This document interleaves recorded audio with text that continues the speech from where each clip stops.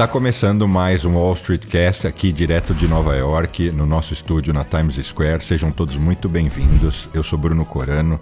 Obrigado pela audiência de sempre, pelo carinho.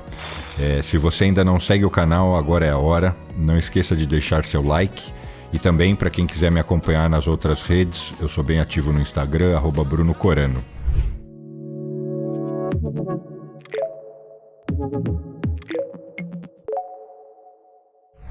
E hoje nós vamos falar de um ativo que é um dos ativos mais marcantes no Brasil, talvez porque nós tenhamos vivido muita inflação. Minha avó, por exemplo, adorava comprar um apartamento atrás do outro.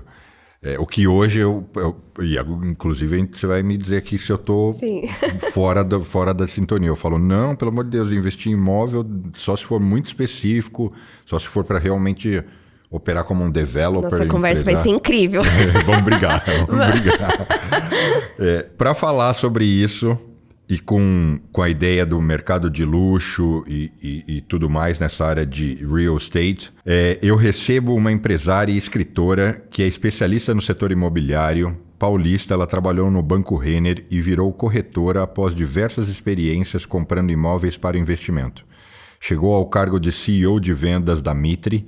Ela é certificada pela CIPS, é assim que lê? É assim mesmo. Uhum. Certified International Property Specialist. E utiliza conceitos do mercado de luxo para capacitar pessoas no mercado imobiliário. Seja muito bem-vinda, Sofia Martins.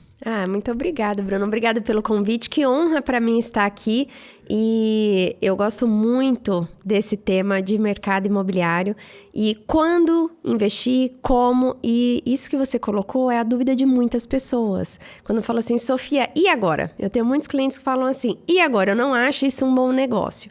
Então, a primeira coisa, Bruno, é você analisar o quanto que você quer colocar direcionado para o investimento imobiliário. Então, você tem que ter uma fatia. Mas peraí, vamos organizar isso. Todo mundo pressupõe que a gente sempre queira ter uma casa própria, pelo menos. Então, isso é muito uma cultura nossa. Mas aqui também. Americana. É porque tem um estudo que mostra assim. O cara tem que ter muita frieza e muita segurança de dizer assim, eu sempre vou viver de aluguel. Sim. E de uma certa forma você quer ter uma coisa que é sua. Não é nem pelo investimento, é pela liberdade de fazer o que você quer ou customizar o produto como você quer. Então acaba que se você tem pouco ou médio ou muito dinheiro, você acaba comprando sua casa. Mas onde eu quero chegar? Porque me perguntam muito, vale a pena investir em um imóvel? Eu digo, para ter pelo menos a sua casa, sem dúvida, porque aí não tem nem a ver com investimento, tem a ver com outros sentimentos. Tem que fazer uma análise de muitas coisas. Então, por exemplo, o brasileiro, ele tem, por natureza, uma raiz da colonização portuguesa, que é terra. Então, se você olhar ali aquela padaria portuguesa que tem, né, aqueles aluguéis, que aquele dono da padaria tem 5, 10 casinhas, porque isso é uma cultura. Aqui nos Estados Unidos, por exemplo, se a gente pegar um estudo, mostra que o primeiro apartamento de um brasileiro, ele tem em média aos 25 anos, a média, e de um americano 32 anos, ou seja, primeiro, o americano, ele coloca algumas questões para resolver antes, estudo, porque aqui para financiar é completamente diferente, algumas coisas antes de comprar o apartamento. O brasileiro, ele já tem essa questão de compra e a gente vê muito pela cultura de todos os países que foram colonizados, tem uma cultura muito forte de comprar. A questão é como você faz o investimento e fazer uma análise fria. Então, você fala assim, uau, Sofia, mas você vende apartamento e tá falando isso? Sim, porque eu falo isso direto para os meus clientes. Primeiro, é você olhar como que tá aquela oportunidade. Então, vamos analisar. Qual taxa você vai aplicar? Poxa, o INCC, que é baixíssimo, você vai comprar pronto, como que está a sua taxa para financiar aquele restante? Às vezes vale muito mais a pena você pegar uma taxa baixa e financiar do que desmobilizar. Então, você tem que analisar como está seu patrimônio para, então, escolher qual apartamento, casa você vai comprar. Nesse caso, você está falando para morar? Mesmo para moradia. Por quê? Tudo que a gente compra para moradia se torna um investimento. Ponto. Sim. Então, mas vamos dizer que se é a sua casa para morar, você pode fazer um mau investimento que você vai usufruir. Pode. Você pode fazer. Se você fosse... Vamos inverter aqui. Não que isso seja uma entrevista. Mas se a gente fosse inverter os papéis... Sim. Eu diria, não, a minha casa, eu comprei e eu sei que eu posso perder dinheiro. Agora, investir em imóvel puro, nesse modelo tradicional de, sei lá, comprar um apartamento no Itaim, porque é um investimento para alugar, ainda mais eu que sou investidor, economista e tenho... Não é acesso, que acesso todo mundo tem, mas você tenho conhece. Segurança e know-how de comprar outros produtos. Eu falo, não, Sim. jamais. É muito ruim, porque friamente dá... É porque aí... Inclusive o Gustavo, que eu comentei, ele falou, Bruno, imóvel nesse modelo é 0,5% ao mês e acabou. Sim. Só que aí o grande pulo do gato é na onde você compra. Então, se você falar assim para mim, comprar um imóvel Faria Lima, se você comprar ele numa precificação alta, é uma coisa. Agora, se eu te mostrar uma proposta de você entrar numa SCP, é outra, porque vai ter uma outra caminhada de valorização.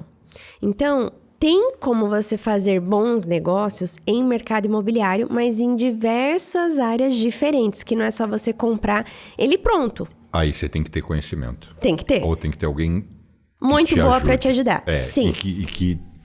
E que não queira vender só o que é bom para a pessoa. Isso, né? É o que é o diferencial na minha carreira. Porque eu tenho meus clientes que são... Tenho clientes com grandes holdings que cuidam de imóveis. Que eu falo para ele, isso daqui não faz sentido algum nesse momento.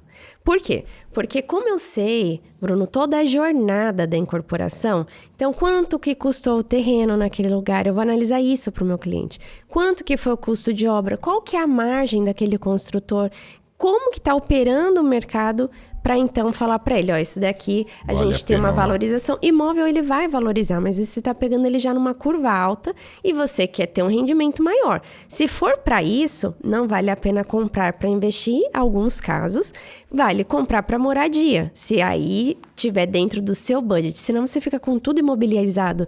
Nenhum apartamento que você mora não faz sentido algum. Bom, mas vamos dar uns passos atrás, porque a gente já começou aqui aquecido.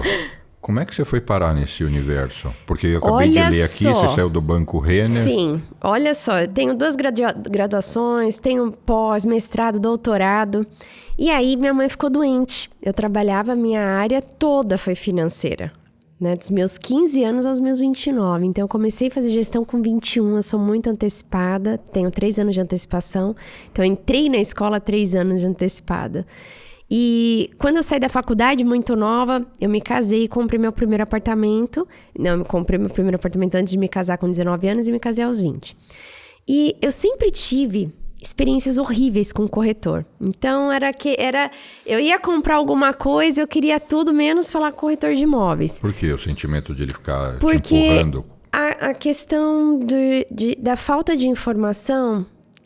eu não diria que o corretor, ele queira te vender a todo custo. Às vezes ele tá vendendo uma coisa que ele nem sabe. Eu comprei um apartamento em Porto Alegre, que eu tenho até hoje, que pra mim eram 3 vagas determinadas e eram só 2 determinadas. Ok, eu sou advogada, poderia ter analisado melhor o contrato? Poderia. Mas e quem não é? Olha, então assim, a falta de conhecimento do que você está fazendo gera experiências ruins. Então, quando aconteceu essa virada que eu fiz esse contrato de confidencialidade de longo prazo em instituição financeira, que eu precisei voltar a São Paulo, eu estava morando no Sul, morei em vários estados do Brasil, eu falei assim, bom, vou comprar uma franquia. Só que quando eu voltei para São Paulo, eu tinha aquele meu primeiro apartamento... Quando eu comprei, que eu deixei perto da minha mãe. Eu falei, esse eu nunca vou vender, porque perto da mãe sempre é importante para precisar por um socorro, alguma coisa, né? Todos os outros você compra e faz dinheiro, né? Comprei bem, aí depois vendi melhor e fui fazendo dinheiro assim. Só que esse não. Então, quando eu voltei, eu falei assim pro meu marido, vamos ficar nele? Aí eu vou achar um com calma pra gente comprar. E eu falei, eu vou tirar a minha certificação pra eu analisar certinho o apartamento. Foi por isso. Ah, Sofia, você queria não pagar a comissão do corretor? Não, eu queria apenas saber todo o processo, ponto a ponto, eu tenho isso. E tirar a certificação te ensina isso? Ensina muito mais na prática, mas te clareia. Aí eu fiz direito imobiliário, não era.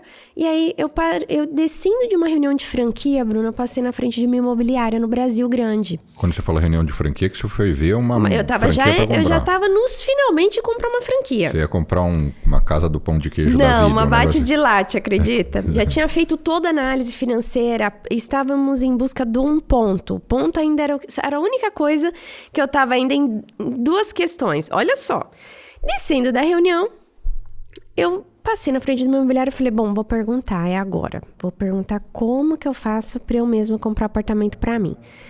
Entrei e falei, olha, como que faz para eu mesma tirar minha certificação? E aí a recepcionista me chamou um gerente e falou assim, olha, ele vai te explicar. Aí ele tava explicando para mim, ó, você vai 2 vezes aqui no plantão, do jeito dele, né? E aí eu assino, você precisa tirar o CRES, eu assino o seu estágio, você tira lá a foto quando você estiver lá no plantão e você me manda. Tá bom. Ele aí, você sendo estagiário, tendo o seu Cresce, você pode comprar e aí você ganha como corretor e tal. Eu falei, não, essa não é nem a questão. A questão eu quero saber como que é o processo. Fiz tudo isso. Nesses 2 dias que eu fui pro plantão, eu fiz amizade com um corretor, que é meu amigo até hoje. E passou. Fui, tirei meu Cresce, ele assinou meu estágio. Beleza. Comprei meu apartamento, passou 2 meses, o Marcos me liga. Ele falou assim, Sofia, eu vi uma empresa que é a sua cara, porque eu tinha conversado com ele essa minha mudança de profissão, mudança de vida total, então como que eu ia estar me recolocando em São Paulo quando você está num cargo alto, é diferente, né? E tudo que tinha acontecido na minha vida foi muito diferente. Então eu falei assim, ele, olha, e eu fiz uma venda e eu ganhei R$22 mil. Esse número não saiu da minha cabeça, por quê? Porque em 2014, R$22 mil, corrigindo, acho que a inflação é mais, mas R$22 mil era basicamente o que seria a minha receita líquida depois de 6 meses de uma franquia que eu ia injetar 2 milhões. Para quem é empresário no Brasil, sabe quanto que é o tributo e quanto que é empreender no Brasil. Você fala assim, poxa, líquido? O risco não é seu? Como assim?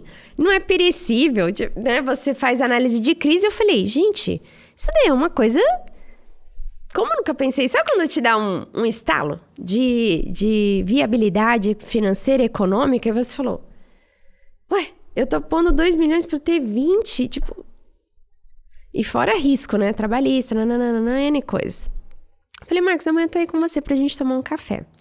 E fui conversar com ele. Ele falou, Sofia, você tem Cresce, vai lá e vende. É isso.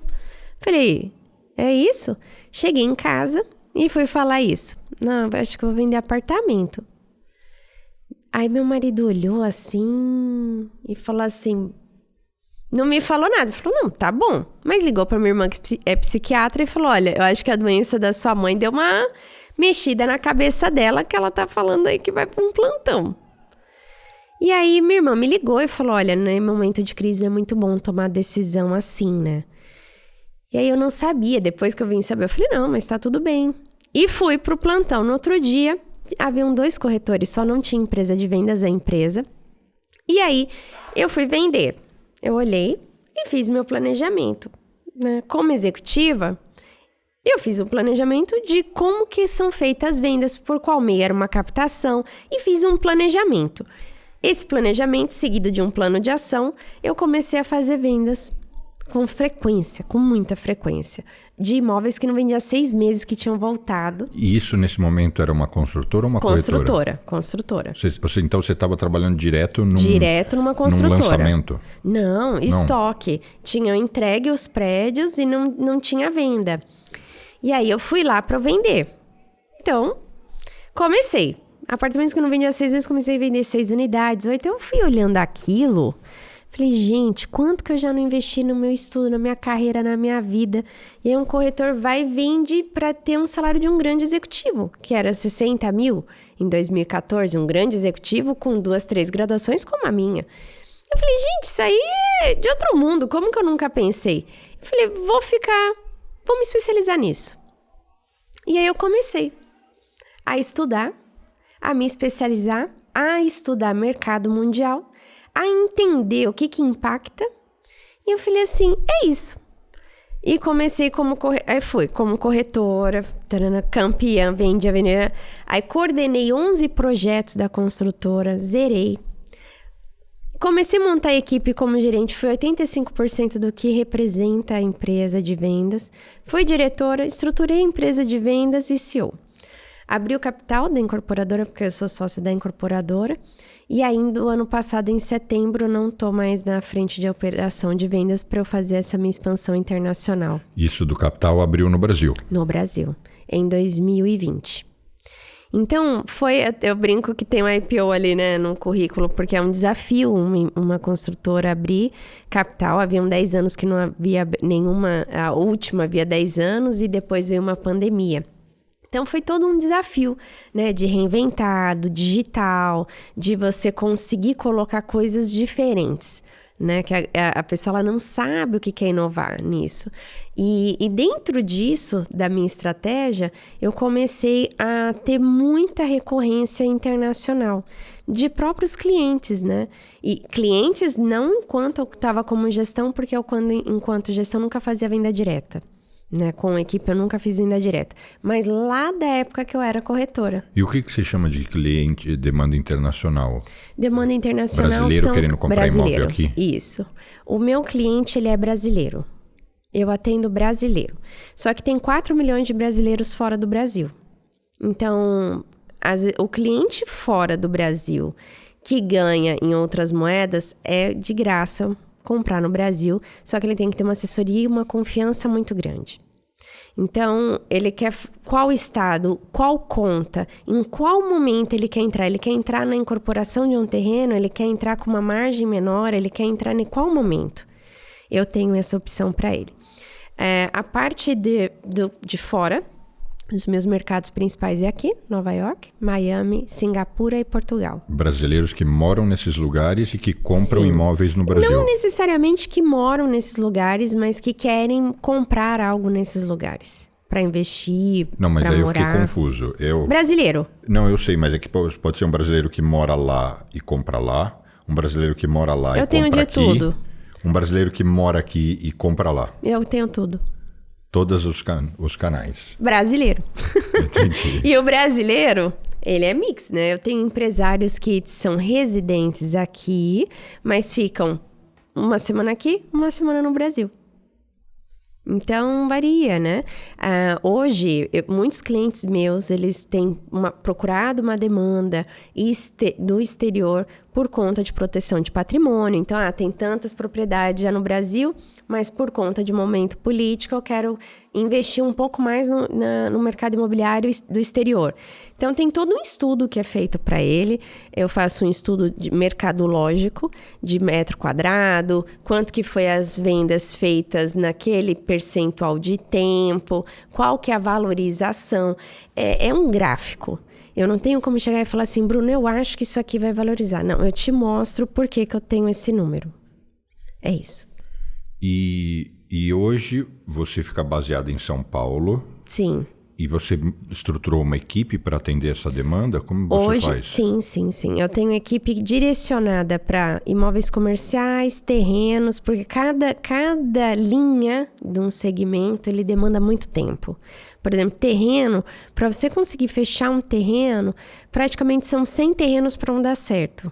Porque conta, legislação, licenciamento, fechar a conta com a construtora certa. Então, tem a equipe só disso. A parte comercial, tanto Brasil quanto exterior, também separada. E a parte dos fundos, aí eu tenho uma equipe só disso. Então, você é um broker, um realtor? Não, eu considero uma empresária, porque hoje eu não atendo diretamente excesso... Mas a sua empresa é uma corretora de imóveis. A minha empresa ela faz estudo de mercado de imóvel e ela comercializa num outro momento. Porque às vezes a pessoa ela já tem o corretor dela, ela já tem como intermediar aquilo, mas ela quer saber se aquilo é um bom negócio. Eu faço esse estudo de viabilidade para ela e tem um preço isso, que não é uma comissão. E como você desenvolveu esse know-how porque é um tanto quanto nicho. complexo, Eu desenvolvi e não tenho isso no mercado até pela minha capacidade cognitiva operacional disso, né? Então, a expertise do que eu tenho, do que eu estudo, é difícil.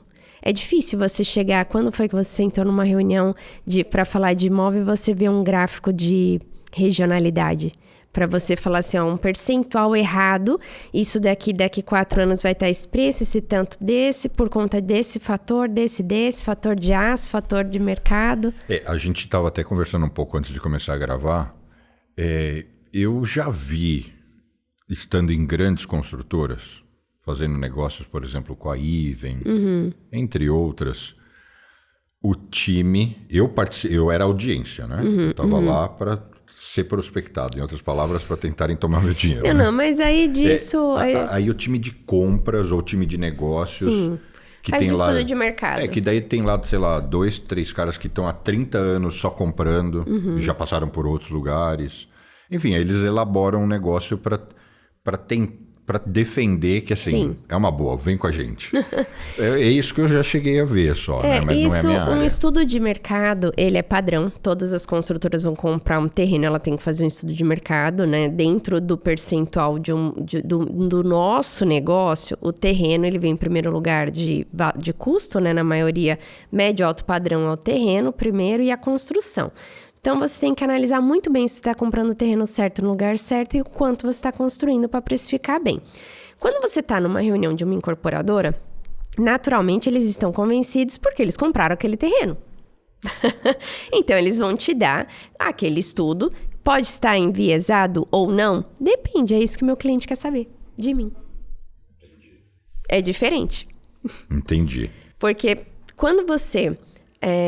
tem essa imparcialidade, eu tenho como fazer um estudo para você regional, não por A ou por B, e te mostrar pontos positivos em cima disso com neutralidade e negativos em cima da mesma neutralidade. A decisão ela vai sempre ser sua, mas você vai estar pautado com dados coerentes. E aí você atende todos os tipos de clientes?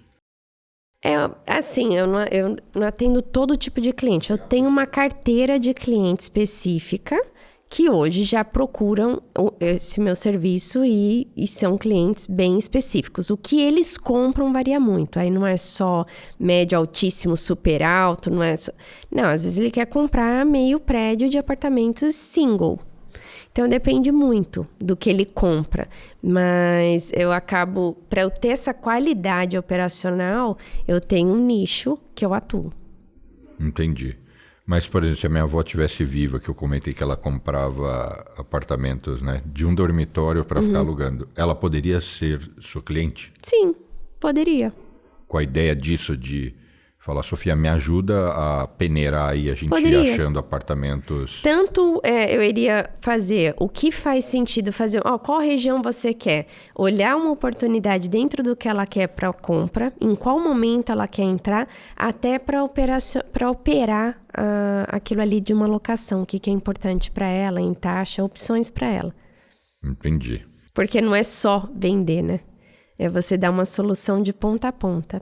Mas hoje o que te gera mais ganho nessa história toda? É um mix ou tem uma coisa? Porque como você mesma comentou, no fundo a venda final gera... sempre a venda. É o que gera mais ganho. Sempre a venda. Se você vende um prédio, né? Eu faço grandes negócios assim. Então, dentro de uma operação... Às vezes acontece de ter outros parceiros daquilo ali e eu ter o meu cliente naquilo. Então, você acaba fazendo parceria com muitos brokers, com muitos corretores e faz uma operação grande, né? Então, isso para mim é o que... Né? É imbatível venda. Imbatível. E da onde... Tô aqui com o seu livro. Obrigado pelo presente. A Profissão de Milhões, o que ninguém te contou. Da onde saiu essa... O título remete exatamente ao quê? Qual é a mensagem que A mensagem do livro, ele não é só para o mercado imobiliário. Eu escrevi um capítulo do mercado imobiliário, mas ele é sobre vendas. A Profissão de Milhões é sobre vendas. E eu conto quando eu conquistei o meu primeiro milhão aos 23 anos, que foi vendendo. Então, mesmo trabalhando num banco, mas foi vendendo. uma operação que eu fiz. Então, quando você tem uma estratégia de venda, seja você a profissão que for, se você não sabe se vender, se a pessoa não sabe que você é bom, você não é. Então, eu explico como que você pode desenvolver métodos, meios, para você conseguir ser um bom vendedor. Porque ninguém gosta de um vendedor, mas ninguém enriquece sem ser um. Os donos das principais empresas, senta com ele, eles são os principais vendedores da empresa dele. Um médico, se ele não for vendedor, ele pode ser excelente, mas se ele não vender bem uma ideia, bem o que ele faz, não é nada. Então, a questão do livro, eu fui coautora de um livro antes desse, e a editora me convidou porque eu falei sobre metas, tal, no capítulo, e eles falaram assim, poxa, Sofia, coloca isso. E eu falei, vou escrever para ajudar. Tanto que todo o lucro do meu livro, eu ajudo as pessoas a entrar no mercado imobiliário. E aí eu falei assim, poxa, na pré-venda, a Amazon tem um número de tiragem para fazer best-seller. Eu bati best-seller na pré-venda pela Amazon. E aí eu lancei o ano passado aqui, no Empire, o meu em inglês. Bati best-seller pela Amazon. Lancei em espanhol, bati best-seller pela Amazon. E esse ano, em agosto, eu vou lançar sobre empreendedorismo. E também, isso é um outro projeto, porque como eu tenho empresas, eu sou sócia de 3 empresas, então eu quero mostrar esse lado empreendedor, que eu sempre atuei, mas aqui eu foco muito a venda. E agora o lado empreendedor mesmo você sendo empreendedor, se você não for vendedor da sua ideia, você vai estar fadado ao fracasso também. E quais são essas outras empresas? Isso é o negócio As 3 de incorporação. Mas elas se diferenciam de alguma forma? Cada uma cuida de um pedaço? Sim. Não, são 3 distintas. Eu sou sócia da primeira incorporação feminina no Brasil, que é da Capital Concreto, então isso é um nicho. Sou sócia de uma que eu tenho NDA, que faço parte de conselho também, construtivo, e toda a parte de assessoria de investimentos imobiliários. Que é a que a gente estava falando. Isso. Que leva qual nome? O meu. É o meu nome. Sofia Martins. É o meu nome. Minha assessoria é minha marca. Assinado por mim todos os laudos possíveis. E você diria que você está mais voltada ao mercado de luxo ou não? Essa interpretação... Naturalmente, assim, eu faço grandes negociações com altas cifras. Então... fica muito vinculado ao alto luxo, mas eu gosto de falar que para mim o alto luxo é você atender bem, sabe? É você conseguir ter no seu atendimento uma experiência muito boa para o outro. E aí isso não é só no zero, na quantidade de zeros que você está tratando, porque eu acho que fica muito fútil quando a pessoa fala assim, o altíssimo padrão, uma negociação de 50, 100 milhões de dólares, legal, você vai ter uma comissão. Mas como eu faço aquela pessoa se sentir de 100 milhões de dólares e como eu faço uma pessoa de 100 mil dólares se sentir, isso para mim é o atendimento de alto padrão. Mas uma pessoa comum pode ser sua cliente? Pode, porque uma coisa, provavelmente... uma pessoa tem bastante dinheiro e ela vai comprar ou vários apartamentos de um quarto, ou compra com frequência de um quarto, ou compra uma coisa cara. Mas é um cliente de grande potencial. Sim. A outra coisa eu nem sei quais são as grandes corretoras, mas sei lá, o Quinto Andar, a Lopes, elas Bruno, atendem... naturalmente, acaba acontecendo um funil. Porque quem quer abraçar tudo não faz bem nada. Então, demanda muito tempo eu fazer um bom atendimento. Demanda um relatório, demanda uma análise. Isso demanda, não é uma coisa... E quando acontece da pessoa falar, Sofia, eu quero comprar e quero que você veja e tal. Às vezes eu passo para um corretor, eu faço um estudo para aquilo ali, faço uma parceria... E eu falo assim, olha, eu não consigo atender de ponta a ponta neste caso, porque eu sou uma pessoa muito analítica. Eu não tenho este tempo destinado que vai precisar exigir de mim, então eu já direciono para que aquela pessoa seja bem atendida, entendeu? Porque o tempo que às vezes você demanda para determinadas transações, eu não tenho tempo ali para te levar para ver 5, 6 empreendimentos. Eu tenho que colocar isso para alguém que possa fazer. Eu já estou numa outra operação.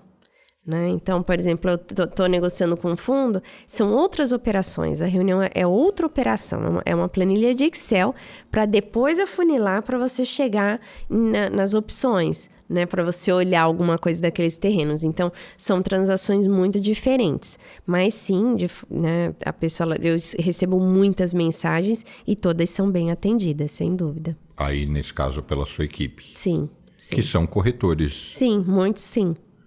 E aí, lógico que é meio óbvio que eu vou falar, existe um fracionamento aí da comissão nesse caso. Depende, porque tem casos que eu não vou atuar em nada naquilo e eu já repasso. Mas você gerou o lead. Eu gerei, mas hoje eu já não tenho essa... Como eu posso explicar? Hoje eu gosto de chancelar o que eu tô fazendo com o meu cliente, sabe? Hoje, para mim, é você ser assim, poxa, eu estou sendo atendido pela Sofia. Tem que ser diferente. Tem que ser diferente. Você tem que ter algo que você não encontra no mercado comigo. A partir do momento em que eu queira 50 com todo mundo que eu tô passando eu não tô atendendo aquela pessoa. Entende? Por exemplo, eu recebo uma média de 200 mensagens por dia disso. Da pessoa querendo vender a casa dela, da pessoa querendo... Sofia de alto padrão, você não vende e tal.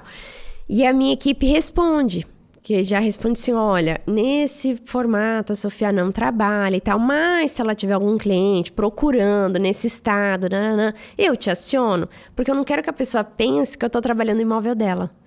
Entende? E porque não é a minha ideia ser multimarca, a minha ideia, ela é cirúrgica. Eu sou uma anestesista, sabe aquela coisa bem cirúrgica? Se você é meu cliente, você fala assim, Sofia, eu quero isso. Ou às vezes você não sabe o que quer, a gente vai de trás para frente. Quanto que você quer lucrar nisso? Quanto você quer colocar? E eu vou te trazer opção. Então eu não posso estar enviesada. A partir do momento em que você tem uma comissão X, que é um mercado, você pode enviesar. E não necessariamente aquilo é o melhor para o meu cliente. Às vezes aquela negociação vai ser melhor para ele, mas é uma outra negociação que eu vou ter que fazer, às vezes, com o terreneiro, com a incorporadora, para te atender bem, para me contar muito mais dentro da carteira que eu atuo. Eu comentei isso porque quando eu vendo imóveis meus, né, próprios, de empresas que eu tô ligado, eu noto isso, né? Ainda mais para evitar a bitributação, já vem lá, ó, é tanto para a empresa, né, a corretora, tanto para o corretor, tanto para o outro que fez a ponte, ou sei lá, eu sei que eu falo, nossa, estão dividindo os 5, 6% em uma tropa. Sim, por que acontece? Por exemplo, eu fiz uma transação muito grande em Portugal, que demorou aí uns 5 meses. Uma transação dessa, geralmente eu vou precisar... Meu cliente falou, Sofia, o cliente era meu. Eu quero isso aqui em tal lugar. E aí, eu fui olhar quem tinha aquilo ali naquele tal lugar. Então, já tem um corretor. Então, eu vou negociar com esse corretor já tinha um outro que prospectou. Então, às vezes, vira uma cadeia enorme. E tudo bem. Aí, mas já surgiu uma dúvida. No Brasil, se eu vou lá e quero colocar meu apartamento à venda, eu posso anunciar ele com a corretora 1, 2, 3, 4, 5, com 10. Eu posso ligar para as 10 e falar, vem aqui, tira foto e põe à venda. Se a corretora que te não pedir exclusividade, você pode. Tem um termo. Geralmente, a exclusividade do meu atendimento com você, eu não faço a exclusividade do bem. Mas eu tenho clientes que eles querem deixar nenhuma imobiliária com exclusividade. A imobiliária pede exclusividade e aí ele não pode colocar em outras. Depende. Tá, mas aí, basicamente, o que eu quero dizer é, quem vender leva a comissão, nesse caso. E se um 7º corretor me procurar diretamente e falar, eu tenho um comprador, ele fica com a comissão? Se não tiver contrato de exclusividade, sim. Nos Estados Unidos é diferente. Nos Estados Unidos, eu pego a outorga e o direito de vender seu imóvel. Totalmente diferente. Então, ou seja, quem pegou a outorga já pegou pelo menos, se ele vender direto 100% da comissão, se não, pelo menos 50%. Sim. E aí quem traz o comprador fica com os outros 50. Por isso que é muito mais sério aqui. Isso que eu ia te perguntar, você acha mais justo? Eu acho, porque acaba não ficando um ringue, sabe? No Brasil você tem pessoas que às vezes estão entrando na profissão. Eu não digo dos que trabalham disso e vivem disso, mas às vezes a pessoa está começando, ela não sabe ainda como funciona, está precisando vender, então fica uma loucura de, às vezes, negocia a comissão com o cliente, olha, eu vou cobrar menos, então fica uma coisa delicada, eticamente. Da forma como é o sistema americano, você já dribla muitas coisas de ética. É aquele ponto. Você quer comprar, você colocou, tá aqui. Você já tem a posse disso. Eu vendi apartamento aqui em Miami, que era de um corretor, era dele já. Então, o cliente queria que eu intermediasse. Então, era os 50%. E pra mim, tá bom. Às vezes eu negocio e eu tenho parceiros aqui fora que sabem que eu tenho clientes muito bons. E eles falam, Sofia, vamos fazer tal e tal nas minhas propriedades, se você tiver cliente. A gente negocia a taxa antes de ter ali o cliente. Então, apareceu ali o cliente, a gente trabalha muito bem junto. Então, tem que ter uma parceria nesse mercado. Porque você nunca faz só um negócio na sua vida. Você sempre precisa de outra pessoa. Às vezes eu tô lá, tô aqui. Aí preciso atender lá no Brasil. Ou preciso atender em Portugal. Eu tenho que ter pessoas muito boas para me ajudar nisso. Não tem jeito. Você não faz nada sozinho. Então, é eu me aliar com pessoas com pensamentos como o meu, ético, que tenha prioridade na pessoa. Então, isso é importante para mim. E me conta a sua visita aqui em Nova York. Você Sim. me falou que vai para um evento. Como Vários, o que você espera? São várias? São vários, é verdade, porque essa semana... essa semana é o Brasil Week aqui. Então, tem muitos eventos produzidos por brasileiros para fomentar toda essa parte de comércio, turismo aqui. Então, eu fui convidada por umas 8 empresas. Eu só tenho que ver a agenda que eu vou conseguir fazer em todos. Mas vou falar sobre o mercado imobiliário para um grupo de empresários aqui, sobre oportunidades no Brasil, sobre como que o brasileiro está olhando oportunidades aqui, como que a taxa de juros aqui impacta o investimento lá, porque tudo isso altera, né, para investimento. O ano passado saiu do Brasil, foram trilhões, que foi altamente diferente dos últimos 8 anos. Então, quando tem essa movimentação de saída do Brasil por conta de governo, a gente tem que ter oportunidade de portfólio fora, né? Então, eu vou falar um pouquinho sobre isso, dessa expansão, né? Que é natural, o dinheiro tem saído por N situações. Então, o cliente brasileiro, ele quer uma proteção de patrimônio. Como a gente oferece isso? Então, precisa de muito estudo para conseguir acompanhar um cliente ponta a ponta. Não só você quer uma propriedade aqui eu te vendo. Não, eu tenho toda a assessoria ponta a ponta. Precisa de financiamento? Vamos analisar isso de forma correta, transparente. Vamos analisar tudo. Porque senão as pessoas vendem tantas coisas, né? Eu atuo na Europa. Ah, não, Sofia, eu quero isso por conta disso, né? Que é a documentação. Ah, aqui quero isso por causa do Green Card. E não é assim, né? Tem muitos passos, tem muita coisa. Então, tem que ser muito transparente. Porque eu falo que o meu cliente não é um cliente meu só de uma venda. Ele é cliente de vida. Eu nunca troquei meu número de celular. Então, você pode imaginar. No prédio que eu moro, eu vendi 90% dele. Então, para mim, o meu nome pesa muito. E o mercado, como está o mercado agora? Está aquecido, não está? O mercado imobiliário, ele sempre vai estar aquecido. Depende do viés de olhar. Por exemplo, se Selic sobe, Selic cai, vai fazer uma movimentação. Seja na planta ou no pronto. Então, nossa, agora... Não, movimenta. Então, uma taxa de juros mais alta, você com poder de compra menor, você pode analisar uma oportunidade ali da planta, porque o INCC vai estar bem controlado. Então, tudo é uma questão de conta. Se você está olhando momentos onde tem baixa e taxa de juros alta, você tem mais poder de barganha para conseguir fazer uma negociação. Então, quem tem dinheiro nesse momento consegue boas oportunidades.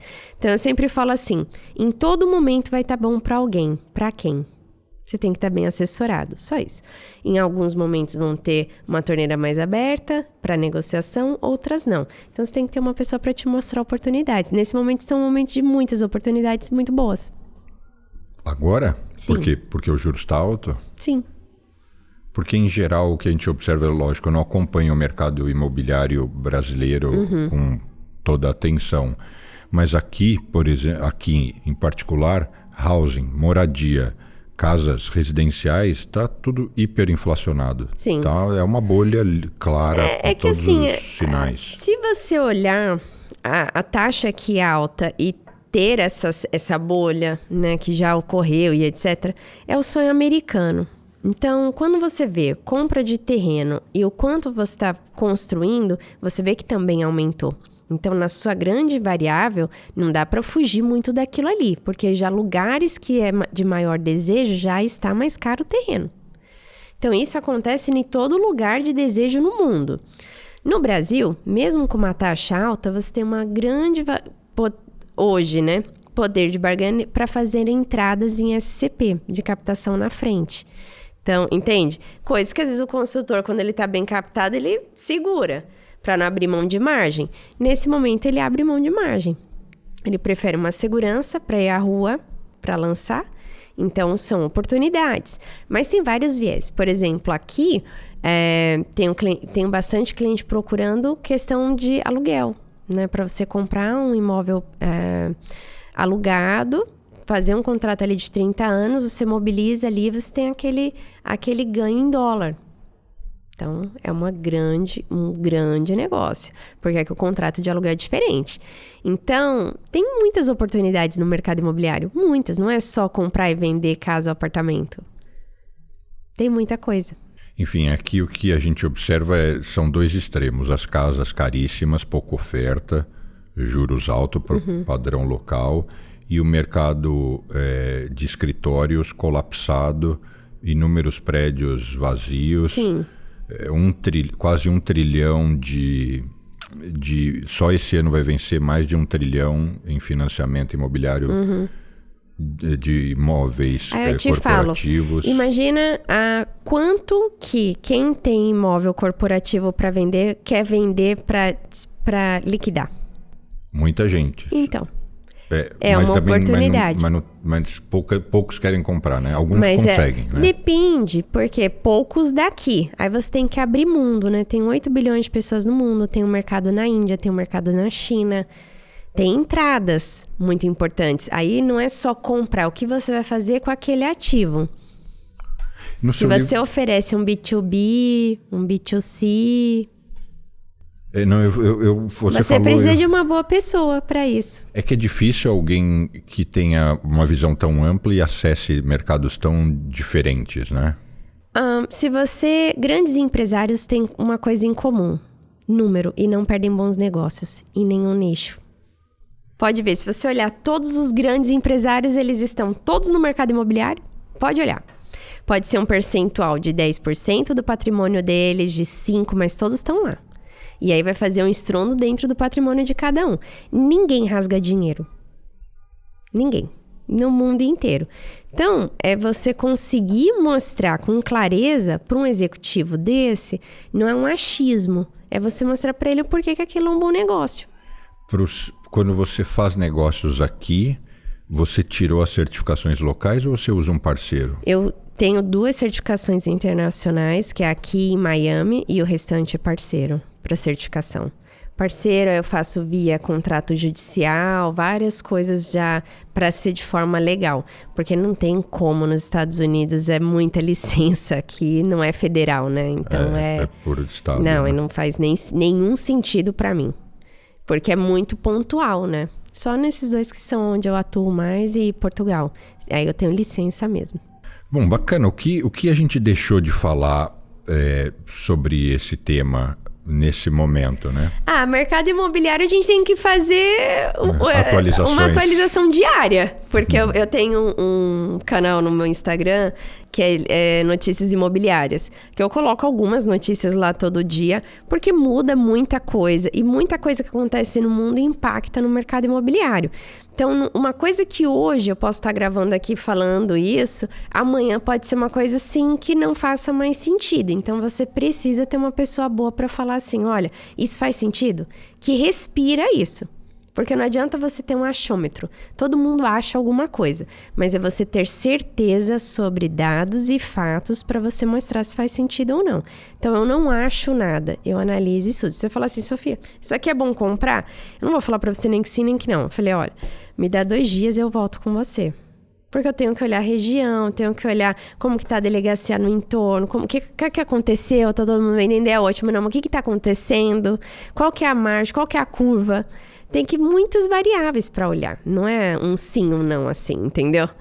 Então você precisa de uma pessoa que realmente consiga analisar e ver no que você precisa ser assessorado. Então, por isso, a gente teria que fazer uns 50 podcasts. Temas totalmente apartados. Comercial, terreno, incorporação, produto, né? Viabilidade financeira, faz sentido. Não, às vezes você está entrando num projeto que está totalmente errado. Você não vai lucrar nele em longo prazo. Você vai manter, e ok. Mas você tem que olhar. Não tem jeito. O seu marido trabalha nesse setor também? Não, financeiro. Nada a ver, quer dizer, a ver com o que você fazia. Os escritórios dele, sim, totalmente financeiro. Totalmente, 1000% financeiro, meu marido.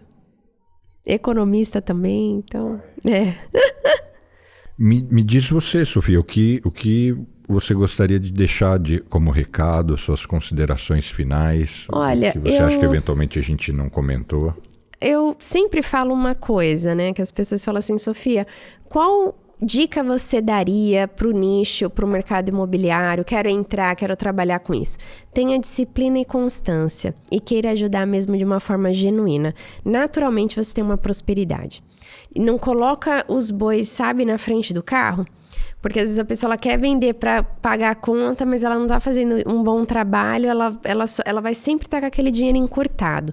Muda para você ver como que vai fazer uma diferença. Você realmente olhar, se especializar, ser bom naquilo ali, se preocupar com a outra pessoa, se preocupar em ser um bom ser humano, que você vai ser um bom profissional, porque é uma consequência. Esse recado é para quem pensa em trabalhar no setor, né? Sim.